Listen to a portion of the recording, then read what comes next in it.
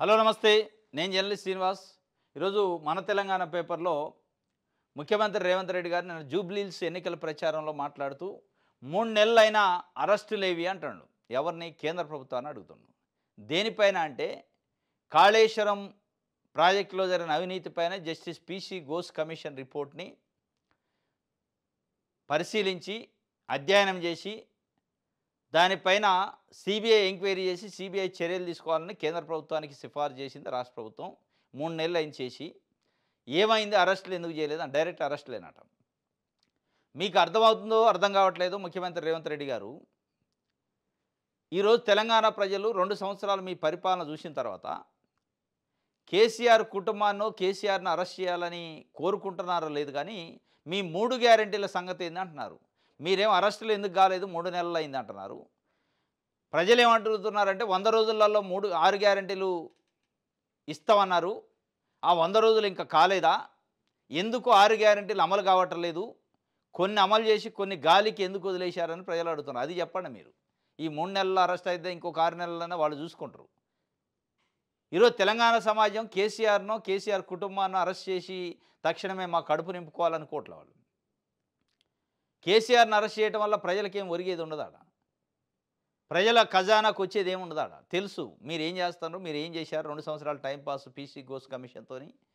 ఈరోజు మళ్ళీ మీరు ఏం చేస్తున్నారు? అదే కాళేశ్వరం, మేడిగడ్డ, అన్నారం, సుందేళ్ళకి రిపేర్లు చేయండి అని అన్నారు. అయిపోయా, సింపుల్.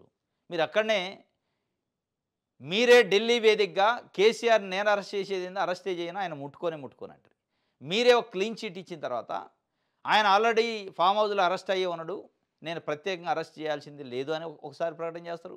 ఒకసారి అసలు మేడిగడ్డ లేదు, కూలిపోయింది, కొట్టకపోయింది అంటారు. ఇంకోసారి రిపేర్ చేయండి అంటారు. ఇవన్నీ ప్రజలు ఈ రాజకీయాలు అడగట్లేదు, ఈ అరెస్టులు అడగట్లే. ఈ అరెస్టులు ఇదంతా లీగల్ ప్రొసీజర్లు అయితేయా కావా అనేది లీగల్ చూసుకుంటుంది. కానీ ప్రజలు అడుగుతున్నది మీరు ఇచ్చిన 6 గ్యారెంటీలు 100 రోజుల్లో అమలు చేస్తున్నారు. ఆ 6 గ్యారెంటీలు సంగతి చెప్పండి, మాకు అరెస్టులు కాదు కావాల్సింది అంటున్నారు. మీరు అది వదిలిపెట్టి 6 గ్యారెంటీలు వదిలేసి దాంట్లో 6 గ్యారెంటీల్లో మహిళలకు ఇస్తున్న 2,500, 4,000 రూపాయలు పెంచుతున్న పెన్షను, నిరుద్యోగ భృతి, ఇవన్నీ ఎడిపోయినాయి. మరి ఇది కదా ప్రజలు అడుగుతున్నది. మీరు అక్కడనే పప్పులో కాలేస్తున్నారు. మీరు ప్రజలు ఏమనుకుంటున్నారు అది మాట్లాడలే. ప్రజలు ఈరోజు కేవలం 6 గ్యారెంటీల గురించి మాట్లాడుకుంటున్నారు. ప్రజలు కేవలం మీ 2 సంవత్సరాల పరిపాలన కేసీఆర్ 10 సంవత్సరాల పరిపాలన పోల్చుకునే సందర్భంలో అదే బెటర్ ఉండేనేం. తప్పు చేసినామా మనం కాంగ్రెస్ పార్టీకి ఓటేసి అని ఒక చర్చ నడుస్తుంది, అది గమనించండి. మీరు దాన్ని సరి చేసుకునే కార్యక్రమం చేయండి. అరెస్ట్ అయిద్దా కాదు పక్కన పెట్టండి. అరెస్ట్ అయితే అయింది, కాకపోతే అది లీగల్ ప్రొసీజర్లో చూసుకుంటారు. సిబిఐ రాలేదా అంటున్నారు. వచ్చిద్దేమో, ఏదో ఒక రోజు అది వస్తుంది. అది మీ ప్రభుత్వం పైన కూడా పడ్డ రోజు కూడా మీరు ఒప్పుకోవాలి దాన్ని. ఉత్తనే ఈరోజు నేను సిబిఐకి ఎంక్వైరీకి ఇచ్చినా మీరు రాలేదంటే కుదరదు. మీ పైన వచ్చే భవిష్యత్తులో, ఇప్పుడు వస్తున్న భవిష్యత్తులో వచ్చే ఆరోపణల పైన కూడా ప్రతిపక్ష పార్టీలు, ప్రజా సంఘాలు అడుగుతాయి సిబిఐ ఎంక్వైరీ. ఆ రోజు లేదు సిబిఐ మోడీ చేతిలో కీలుబొమ్మ, దానికి ఎట్లా ఒప్పుకుంటా అంటే ఈరోజు కూడా మోడీ చేతిలోదే, ఆ రోజు కూడా మోడీ చేతిలోదే. కాబట్టి కావాల్సింది, ప్రజలకు కావాల్సింది అరెస్టులు కాదు, 6 గ్యారెంటీలు. అది గమనించాలి మీరు. రీఎంబర్స్మెంట్ పైన అధ్యయన కమిటీ వేశారట. ప్రత్యేక ట్రస్ట్ ద్వారా ఫీజు రీఎంబర్స్మెంట్ సాధ్యాసాధ్యాలను పరిశీలించిన కమిటీ చైర్మన్గా వ్యవహరించిన సంక్షేమ శాఖ స్పెషల్ సిఎస్, సభ్యులుగా కోదండరాము, కంచాయలయ్య. 3 నెలల్లో నివేదిక కథం అయిపోయాయి. ఫీజు రీఎంబర్స్మెంట్ అని ఇప్పుడు అధ్యయనం చేయటం ఏంటి? కొన్ని సంవత్సరాల నుంచి పెండింగ్ ఉండి దాదాపు 6,000 కోట్ల రూపాయల బకాయిలు ఉన్నాయి. వాళ్ళకి హాల్ టికెట్లు ఇట్లే, ఎగ్జామ్ రాయని ఇట్లే, మెమోస్ ఇవ్వట్లే, సర్టిఫికెట్లు ఇవ్వట్లే. ఆల్రెడీ ప్రైవేట్ కాలేజీలు మూత దశలో ఉన్నాయి, ఆర్థికంగా ఇబ్బందులు ఉండి. వాళ్ళకి కనీసం ఒక 50% వాళ్ళకి ఒక 5,000 కోట్లు మాకు జమ చేయండి అని వాళ్ళు డిమాండ్ చేసి బంద్కు పిలిపిస్తే, ఇప్పుడు మీరు అధ్యయనం ఇప్పుడు చేయటమే, స్టడీ చేసేది ఏంటి? ఇప్పుడు స్టడీ చేస్తే చేయండి, ఇప్పుడు ఉన్న బకాయిలు రిలీజ్ చేయండి, భవిష్యత్తులో ఏం చేయాలో స్టడీ చేయండి. డాక్టర్ వైఎస్ రాజశేఖర రెడ్డి ప్రభుత్వం 2007-8 ప్రాంతంలో పెట్టిన, ఆ సంవత్సరాల్లో పెట్టిన ఫీజు రీయింబర్స్మెంటు నిరాటంకంగా దాదాపు 18 సంవత్సరాలు అయింది, నడుస్తూ ఉంది. ఇప్పుడు అధ్యయనం అయింది మళ్ళీ కొత్తగా. 18 సంవత్సరాల నుంచి ప్రభుత్వం ఇస్తుంటే పిల్లలు బెనిఫిట్ పొందలేదా? మళ్ళీ ఇప్పుడు ఏదో ట్రస్ట్ పెట్టాలట, ఆ ట్రస్ట్ నుంచి రిలీజ్ చేయాలట. ట్రస్ట్ పెడితే ఏది పెడితే ఇది ఇవ్వాల్సింది ప్రభుత్వమే కదా. ఇవ్వాల్సిన ప్రభుత్వం ఇవ్వాల్సిందే. ముందు బకాయిలు ఇవ్వండి ఫస్ట్, తర్వాత అధ్యయనాలు చేయండి. ఇప్పుడు అధ్యయనం పేరుతోని మళ్ళీ టైం పాస్ చేసి మేము అధ్యయనం చేస్తున్నాం 3 నెలలు టైం కావాలని దాన్ని 6 నెలలు డ్రాగన్ చేసి ఈ బంద్‌ని ఏదో తూతూ మంత్రం చేసే కార్యక్రమం చేయొద్దు. ఇది కాదు ఇప్పుడు చేయాల్సింది అధ్యయనం కాదు, రిలీజ్ చేయాలి ఫండ్స్.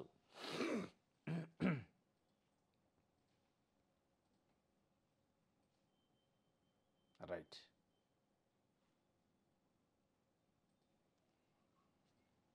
నమస్తే తెలంగాణ.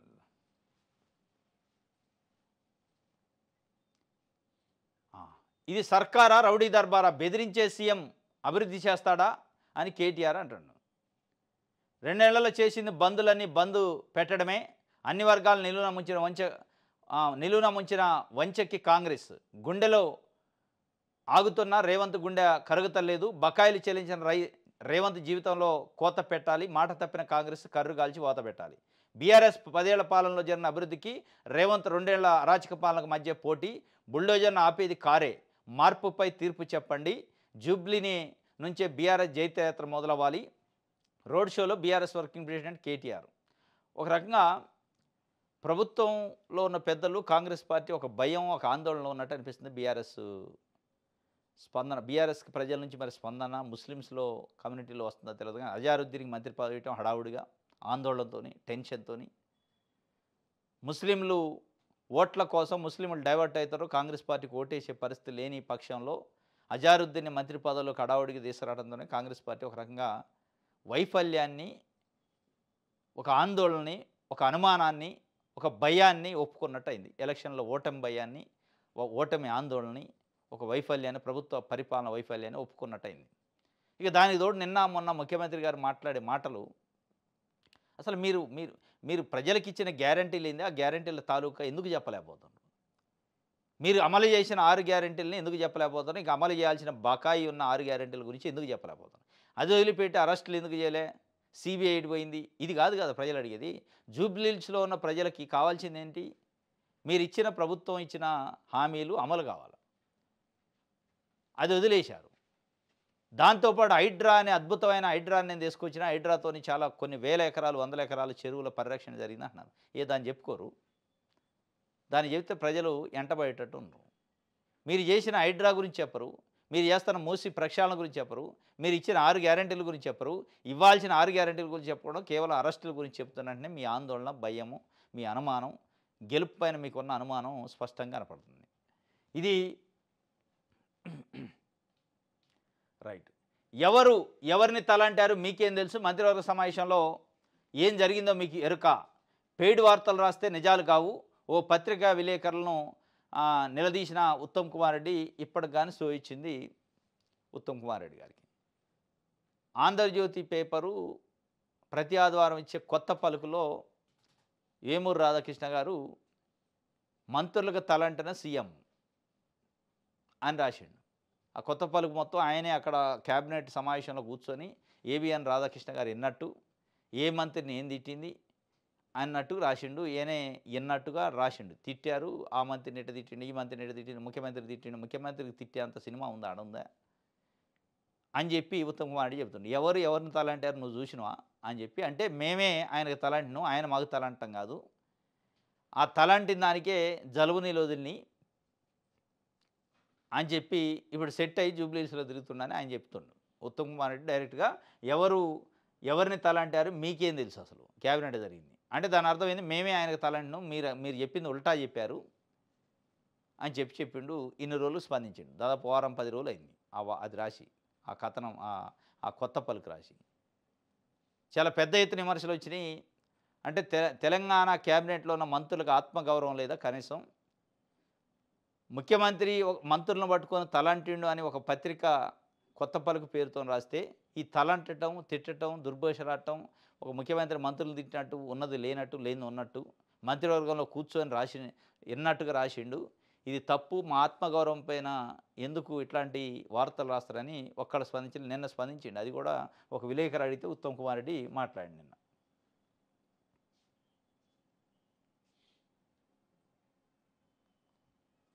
బీఆర్ఎస్కి ఓటేస్తే మీ ముఖం చూడడం జూబ్లీహిల్స్ నియోజకవర్గ ఓటర్లకు కొత్త మంత్రి అజారుద్దీన్ బెదిరింపు. ఇగో ఇక్కడనే కనపడుతుంది వాళ్ళ టెన్షను, ఫ్రస్ట్రేషను. బీఆర్ఎస్ కోటేస్తే నీ మొహం చూడనమాట. అంటే కాంగ్రెస్ కోటేస్తేనే మొహం చూడటానికి మీరు మంత్రి అయింది ఏంటికి అందరు ప్రజల కోసం కదా. బీఆర్ఎస్ కోటేయాలా, కాంగ్రెస్కి వేయాలా, బీజేపీకి వేయాలా, అది ఇంకో పార్టీకి వేయాలని ప్రజల ఇష్టం అది. మీరు మీరు అడగాల్సింది ఏంది, మా పార్టీకి ఓటేయండి, మేము ఇగో ఇది మంచి కార్యక్రమాలు చేసినా ఇంకా మంచిగా చేస్తాం, మా ప్రభుత్వం పనితీరు ఇది అని చెప్పుకోవాలి తప్ప, నువ్వు ఎవరికి ఓటేయాలో మీరే డిసైడ్ చేసి డిక్టేటర్షిప్ చేస్తే ఎట్లా? మీరు చేసిన పనులు చెప్పి, మీరు చేయాల్సిన పనులు చెప్పి, చేసే పనులు చెప్పి ఓట్లు ఎంచుకోవాలి. దాన్ని ప్రజాస్వామ్యం అంటారు. లేదు లేదు బీఆర్ఎస్ ఓటేస్తే మీ మొహం చూడను అంటే నాకే ఓటేయాలి అట్లా అంటే అసలే వేయరు. నువ్వు మొహం చూసేది నీ మొహం వాళ్ళు చూడరు. ఇప్పుడు నువ్వు వాళ్ళ మొహం చూసుడేం కానీ ఇప్పుడు ఎన్నికల దాకా నీ మొహమే వాళ్ళు చూడరు.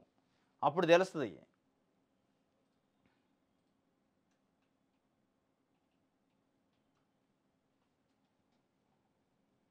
వెలుగు పేపర్ నవంబర్ 11 డెడ్ లైన్ పెట్టిండు రేవంత్ రెడ్డి గారు. కేసీఆర్ హరీష్ని అరెస్ట్ చేయించు అయిపోద్ది. ఇక నవంబర్ 11 రోజులోపు కేసీఆర్ని హరీష్ రావుని అరెస్ట్ చేస్తే ఇక ప్రజల కడుపు నిండిద్దా? తెలంగాణలో ఉన్న 4 కోట్ల మంది ప్రజలకి మీరు ఇచ్చిన 6 గ్యారెంటీలు అమలైతే, మీరు చెప్పిన మాటలన్నీ మార్పు, ప్రజాపాలన అంతా వచ్చేస్తే దాంతోనే ఏమి రాదు. హరీష్ రావుని కేసీఆర్ని నవంబర్ 11 కాదు డిసెంబర్ 11 ఇంకో రోజు అరెస్ట్ చేస్తే చేస్తారని మీకు నిజంగా కమిట్మెంట్ ఉంటే, మీ నివేదిక కరెక్ట్ అయితే, మీరు చెప్పిన మాటలు కరెక్ట్ అయితే అరెస్ట్ చేస్తారేమో, లీగల్గా తర్వాత జరిగింది కానీ చేస్తారా చేయరా. కానీ తెలంగాణ సమాజం ఈరోజు కేసీఆర్ అరెస్ట్ని కోరుకోవట్లే, 6 గ్యారెంటీలు అమలును కోరుకుంటుంది.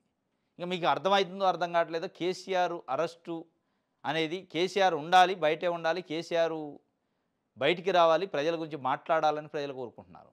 మీకు అది ఇంకా ఎక్కనట్టుంది. మీరు కేసీఆర్ని అరెస్ట్ చేయాలంటున్నారు. అరెస్ట్ చేస్తే మీ నెత్తిన మీరు నిప్పులు పోసుకున్నట్టే ఇది. అది భారతీయ జనతా పార్టీ కానీ కాంగ్రెస్ పార్టీ కానీ, అది మీకు తెలుసు.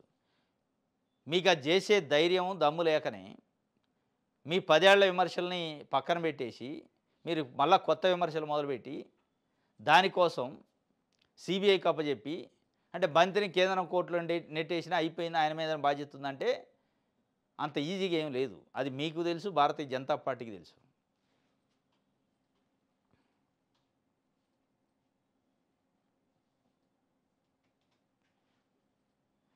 రైట్, విజయక్రాంతి పేపర్ చూద్దాం. సిగాచి ఎండీకి హైకోర్టు నోటీసులు ఇచ్చింది. కోర్టు పరిహారం ఎప్పుడిస్తారు? హైకోర్టు ప్రశ్న. 2 వారాల్లో కౌంటర్లు దాఖలు చేయాలని ఆదేశం. తీవ్ర విషాదం నింపిన సిగాచి పరిశ్రమ ప్రమాద ఘటనలో ఆ కంపెనీ ఎండీకి మంగళవారం తెలంగాణ హైకోర్టు నోటీసులు జారీ చేసింది. మృతుల బాధితుల కుటుంబాలకు పరిహారం చెల్లింపులో కౌంటర్ దాఖలు చేయాలని ఆదేశించింది. గత జూలై 1న సంగారెడ్డి జిల్లా పటాన్చెరు మండలం పాషమైలవరంలోని పరిశ్రమలో భారీ పేలుడు సంభవించి 3 అంతస్తుల భవనం పేక మేడలా కూలిపోయింది. ఈ ఘటనలో 54 మంది కార్మికులు చనిపోయారు. ఈ ఘటనపై కలపాల బాబురావు ప్రజా ప్రయోజన వ్యాజ్యం దాఖలు చేశారు. దీనిపై మంగళవారం హైకోర్టు విచారించింది. పిటిషనర్ తరపున వసుధా నాగరాజు వాదనలు వినిపించారు. ఈ ఘటనలో 54 మంది మృతి చెందారని, ప్రమాదం జరిగిన 4 నెలలు గడిచినా ఇప్పటికీ ఎవరిని అరెస్ట్ చేయలేదని. అంటే ఎంత దారుణమైన పరిస్థితులు మన ప్రభుత్వాలు చట్టాలను ఎట్లా అమలు చేస్తాయనేది దీన్ని బట్టి అర్థమవుతుంది. పిటిషనర్ తరపున లాయర్ వాదించారు. బాధిత కుటుంబాలకు కోటి పరిహారం అందిస్తామని హామీ ఇచ్చారని, కానీ ఇప్పటి వరకు ఆ పరిహారం అందించలేదని కోర్టు దృష్టికి తీసుకొచ్చారు. అలాగే ఈ పరిశ్రమలో ఎన్నో ఉల్లంఘనలు జరిగినట్లు దర్యాప్తులో తేలిందని తెలిపారు. ఏఏజీ తమ వాదనలు వినిపిస్తూ ఈ ప్రమాదంలో సిగాచికి చెందిన వైస్ ప్రెసిడెంట్ సైతం చనిపోయారని కోర్టుకు తెలిపారు. దీంతో కంపెనీ యాజమాన్యంతో పాటు ఇతరులు కూడా ప్రమాదం బారిన పడ్డారు కదా అని ఏఏజీని హైకోర్టు ప్రశ్నించింది. అలాగే కోటి పరిహారం ఎప్పుడు చెల్లిస్తారని కూడా హైకోర్టు ప్రశ్నించింది. మృతుల కుటుంబాలకు 25 లక్షలు చెల్లించామని, కంపెనీ నుంచి మిగతా డబ్బులు వచ్చేలా చూస్తున్నామని ఏఏజీ తెలిపారు. 192 మంది ప్రత్యక్ష సాక్షుల నుంచి పోలీసులు వాంగ్మూలం సేకరించారని తెలిపారు. పోలీసులు సైతం నిపుణుల కమిటీ నివేదిక ఆధారంగా చర్యలు తీసుకున్నారన్నారు. కోర్టుకు వివరించగా 2 వారాల్లో సమగ్ర వివరాలతో కౌంటర్ దాఖలు చేయాలని చెప్పింది. దీంట్లో సిగాచి ఎండీకి నోటీస్ ఇచ్చింది, ప్రభుత్వానికి నోటీస్ ఇచ్చింది. ప్రభుత్వం తరపున ఏఐజీ ఏం చెప్పిండంటే 54 మంది చనిపోయింది వాస్తవమే, అందులో కంపెనీ వైస్ ప్రెసిడెంట్ ఆయన కూడా చనిపోయిండు, ఆ సిగాచికి చెందిన వైస్ ప్రెసిడెంట్ కూడా చనిపోయిండు. అంటే ఏం చెప్తున్నారు మీరు? 54 మంది చనిపోయారు, పొట్టకూటి కోసం, బతుకు తెరువు కోసం ఉద్యోగం చేసి అందులో పనిచేస్తున్నా ఎంప్లాయీసు అని చెప్తే వైస్ ప్రెసిడెంట్ కూడా చనిపోయిందంటే ఇక ఆయన చనిపోయింది కాబట్టి 54 మంది చనిపోతే ఏంటి, వైస్ ప్రెసిడెంటే చనిపోయిండు కదా, ఆ కంపెనీ వైస్ చైర్మనే చనిపోయిండు కదా, 54 మంది చనిపోతే పెద్ద లెక్క అని చెప్తున్నట మీరు. ఆ వైస్ ప్రెసిడెంట్ చచ్చిపోయిందా ఇంకోళ్ళు చనిపోయినా కాదు, 54 మంది కార్మికులు ఆ కంపెనీ వల్ల దాంట్లో జరిగిన ప్రమాదం వల్ల చనిపోతే ముఖ్యమంత్రి రేవంత్ రెడ్డి గారు పరామర్శకు పోయి ₹1,00,00,000 పరిహారం అనౌన్స్ చేస్తానని ఏదో జేబులోంచి ఇచ్చినట్టు చెప్పిండు. అది ఎవరు ఇస్తారని తెల్లారడితే సిగాచి కంపెనీ ఇప్పిస్తామన్నాడు. జూలై 1న ప్రమాదం జరిగింది, విషాదం జరిగింది. జూలై పోయింది, ఆగస్టు పోయింది, సెప్టెంబర్ పోయింది, అక్టోబర్ కూడా పోయింది, నవంబర్కి వచ్చి 4 నెలలు పూర్తయి 5వ నెల నడుస్తుంది. ₹1,00,00,000 కాదు కదా, కోటి పైసలు కూడా రాలే. ప్రజా ప్రయోజనం వ్యాజ్యం వేసి హైకోర్టు మెట్లెక్కాల్సిన పరిస్థితి వచ్చింది. అంటే ఎంత నిర్లక్ష్యం ఉంది.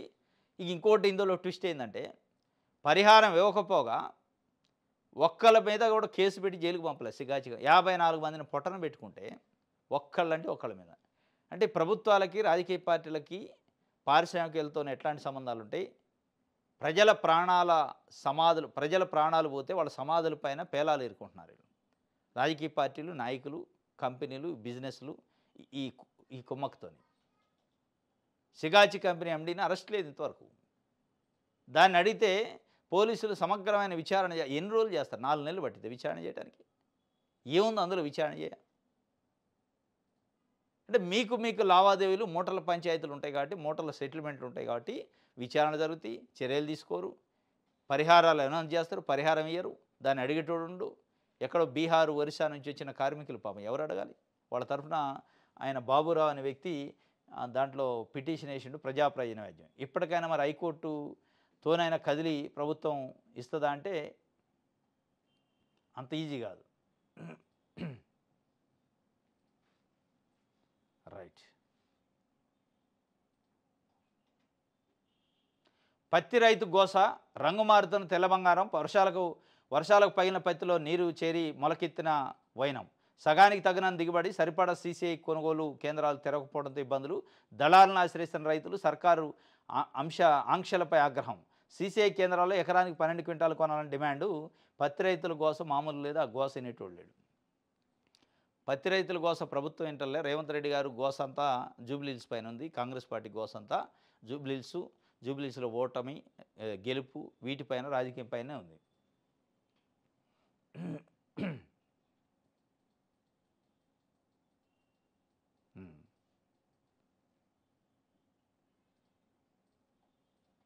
ఇది వార్త. సాక్షి పేపర్ చూద్దాం.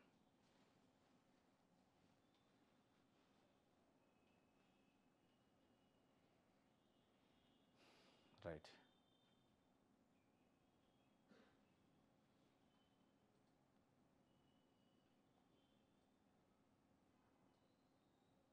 రైట్. ఒప్పుకోవడం, ఒత్తిడి పెంచడమా ముదురుతున్న ప్రైవేట్ కాలేజీల యాజమాన్యాల ఆందోళన. 8న సిబ్బందితో హైదరాబాద్లో ప్రదర్శన, 11న విద్యార్థులతో భారీ ర్యాలీకి సన్నాహాలు. పరిస్థితిపై ఆరాధిస్తున్న ఇంటెలిజెన్స్ వర్గాలు దారికి తేవడానికి అనేక ప్రయత్నాల్లో సర్కారు ఉందట. ఇక ఒక ట్రస్టు వేస్తామని అధ్యయన కమిటీ వేశారు. దాన్ని ఇక మీరు ఒప్పుకోకపోతే మీ మెడలు ఉంచుతాం, విజిలెన్స్ దాడులు ఉంటాయని బెదిరించే కార్యక్రమం. ఇప్పుడు యాజమాన్యాలు డైలమాలు పడ్డాయి. ఒప్పుకోవడమా లేదా ఒత్తిడి ఇంకా పెంచుదామా అని. ఇక ఒప్పుకునే పరిస్థితి ఉండదు. ఇక మీరేం ఒత్తిడి పెంచుతారు? మీరు చేసేది వ్యాపారమేనా, విద్యా వ్యాపారం.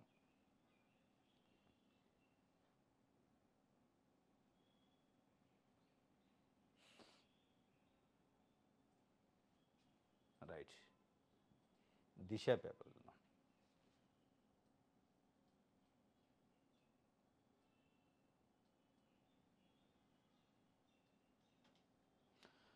త్వరలో బీజేపీలో బీఆర్ఎస్ విలీనం అయిద్దట. ఢిల్లీకి చేరగానే కారు కమలంగా మారుతుంది. కాళేశ్వరం ప్రాజెక్టులో కేసీఆర్ కోట్లు కొల్లగొట్టారని మోడీ, అమిత్ షా చెబుతున్నారు. సిబిఐ చేత విచారణ చేయించి కేసీఆర్ హరీష్ను అరెస్ట్ చేయాలి. ఫార్ములా ఈ కార్ రేసు కేసులో కేటీఆర్ అరెస్టుకు గవర్నర్ అనుమతి ఇవ్వట్లేదు. లోపాయికారి ఒప్పందంతోనే ఇదంతా. జూబ్లీస్ ప్రచారంలో సీఎం రేవంత్ రెడ్డి. త్వరలోనే బీజేపీలో బీఆర్ఎస్ విలీనం అయిద్దట రేవంత్ రెడ్డి గారు చెప్తున్నారు.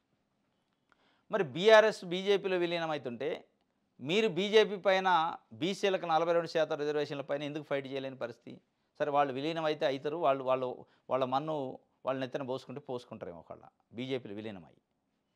మీ స్టాండ్ ఏంటి? యాజ్ ఎ కాంగ్రెస్ పార్టీ ముఖ్యమంత్రిగా Congress party Kamareddy declaration base చేసుకొని 42% రిజర్వేషన్ల స్థానిక సంస్థల ఎన్నికల్లో బీసీలకు ఇస్తామని చెప్తే దానికి సంబంధించిన రెమెడీ అంతా కేంద్రం చేతిలో ఉంటే అది ఇవ్వాల్సిన శక్తి, ఇవ్వాల్సిన హక్కు, బాధ్యత అంతా వాళ్ళ దగ్గర ఉంటే దానిపైన ఎందుకు మీరు బీజేపీతోని ఉద్యమం చేయట్లా, బీజేపీ పైన ఉద్యమం చేయట్లా, బీజేపీ పైన నోరు మెదపట్లే, మాట్లాడట్లా, ఉద్యమం ఎందుకు చేయలేకపోతున్నారు? ఢిల్లీ పోయి గట్టిగా మాట్లాడలేని పరిస్థితి, ఉద్యమం చేయలేని పరిస్థితి ఎందుకు ఉంది? అది విలీనం అయితే కానివ్వండి, బీజేపీలో బీఆర్ఎస్ విలీనం అయిద్దా కాదా, విలీనం అయితే వాళ్ళ బాధ వాళ్ళది, పొలిటికల్. కానీ మీరు ఇచ్చిన మ్యాండేట్ హామీ, ప్రజలకు ఇచ్చిన హామీ ఏంటి? బీసీలకు ఇచ్చిన హామీ. దానికోసం ఎందుకు తెగింపుతోనూ ఉద్యమం చేయలేకపోతున్నారు? తెగింపుతోనూ ఉద్యమం చేయకుండా ఇక్కడ ఇందిరా పార్క్ దగ్గర ధర్నాలు పెట్టించి బీసీ సంఘాలతో విమర్శలు చేపించి ఇది ఎందుకు చేస్తారు? చేయాల్సిన మీరు ఎందుకు చేయట్లే? అది అడుగుతున్నారు ఈరోజు బీసీలు తెలంగాణలో.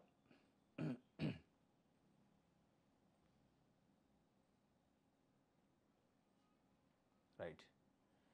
రిటైర్మెంట్ ఎక్స్టెన్షన్ అంటే ఉద్యోగ విరమణ పొందిన విధుల్లోనే R&B, పంచాయతీరాజ్, ఇరిగేషన్ శాఖలో ఇదే తీరు. పదవుల కోసం మరికొంతమంది రిటైర్డ్ ఎంప్లాయీస్ ప్రయత్నాలు, తమకు అన్యాయం జరుగుతుందని కింది స్థాయి ఉద్యోగులు.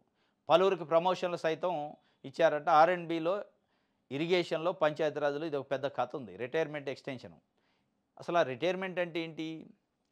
ఒక సర్టెన్ ఏజ్ పెట్టారు. ఆ ఏజ్ తర్వాత ఆయన ఆ సర్వీస్ చేయలేడు, సరైన ఉద్యోగం చేయలేడు, అటెన్షన్ ఉండదు, ఏజ్ రీత్యానే పక్కకు పెట్టేది. గమ్మత్తు ఏంటంటే ప్రభుత్వాలు రిటైర్ అయిన పట్టుకొచ్చి మళ్ళా పెడతాను. అందులో పెట్టి మళ్ళీ ఆయనకి స్పెషల్గా జీతాలు, స్పెషల్గా ప్రోటోకాలు అన్నీ ఇచ్చి ప్రభుత్వ సొమ్ముని దుర్వినియోగం చేస్తున్నారు. కిందన్న యువతం ఉద్యోగాలు లేక గ్రాడ్యుయేషన్లో, పోస్ట్ గ్రాడ్యుయేషన్లు అయ్యి రోడ్ల మీద తిరుగుతున్నారు. ఇవాళ కింద ఎంప్లాయీస్ ప్రమోషన్ లేక కొన్ని సంవత్సరాల పాటు ఎదురు చూస్తున్నారు. ఇవన్నీ పట్టినట్టు పైన ఉన్న అధికారులతోని వీళ్ళు ములాఖత్ అయ్యి ప్రభుత్వ పెద్దలతోని సంబంధాలు మెయింటైన్ చేసి వాళ్ళు చెప్పిన అన్ని అడ్డగోలు పనులు చేసి రిటైర్మెంట్ అయ్యాక కూడా ఎక్స్టెన్షన్ చేయించుకోవటాలు, ఎక్స్టెన్షన్లో మళ్ళీ ప్యాకేజీలు ఇవన్నీ పెట్టుకుంటున్నారు. ఇది తెలంగాణ ప్రభుత్వంలో ప్రభుత్వ ఉద్యోగుల పరిస్థితి.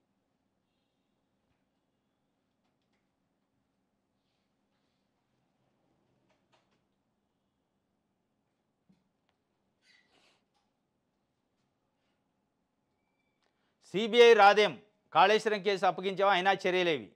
సిబిఐ వస్తుంది, కాళేశ్వరం పైన వద్ది, మీ ఫోర్త్ సిటీ, ఫ్యూచర్ సిటీ పైన వద్ది, చాలా వీటిపైన వద్ది. అప్పుడు కూడా స్వాగతిస్తే బాగు. మరి సిబిఐ రాదేం అంటే వస్తుంది ఏదో ఒక రోజు. వచ్చిన రోజు మళ్ళీ లేదు తూచి అనొద్దు.